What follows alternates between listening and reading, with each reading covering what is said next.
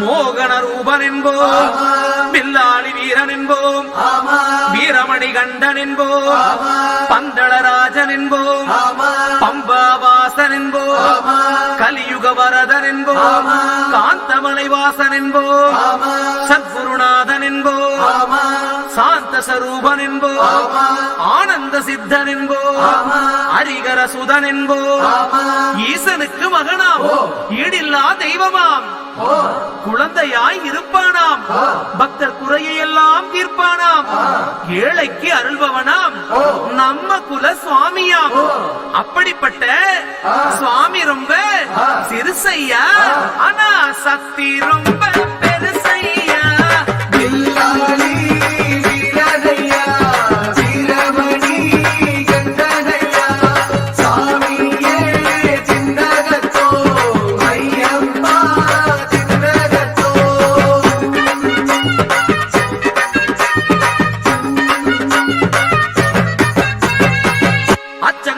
அரசன் என்போம், ஆரியங்காவு ஐயன் என்போம், குலத்து புலை பாலன் என்போம், எரிமேலி ஸ்ரீதர்ம சாஸ்தாவென்போம், சொரிமுத்து ஐயனார் அப்பன் என்போம், ஜோதிச ரூபன் என்போம், மகர்ஷி மர்தன் என்போம், மணிகண்ட சுவாமி என்போம், சுகுண விலாசன் என்போம், சுந்தர ரூபன் என்போம், ஜாதி மத பேதமில்லா கடவுளாம், சத்திய வடிவான தெய்வமாம், ஆபத்தில் காப்பவனாம், அன்னதான பிரபுவாம், உலகத்தின் முப்பற்ற தெய்வமாம், சோதனைகள் செய்வானாம், ஆனா கைவிட மாட்டானாம்.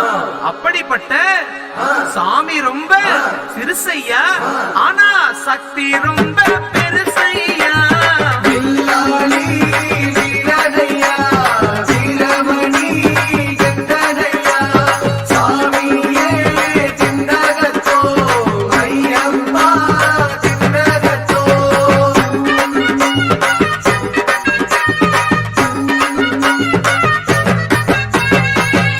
பூலோகநாதன் என்போம், பூமி பிரபஞ்சன் என்போம், ராஜாதிராஜன் என்போம், ராஜமணிகண்ட சுவாமி என்போம், ஸ்ரீதர்ம சாஸ்தா தெய்வம் என்போம், தருணீதர கண்டன் என்போம், பொன்னம்பளவாசன் என்போம், தேவாதி தேவன் என்போம், மங்களமூர்த்தி என்போம், மகர ஜோதி என்போம், சகலகலா வல்லவனாம், சந்தன பிரியனாம், நெய் அபிஷேக பிரியனாம், சபரிமலையில் வாழ்பவனாம், பக்தர் உயிரில் கலந்தவனாம், பாசமான சுவாமியாம்.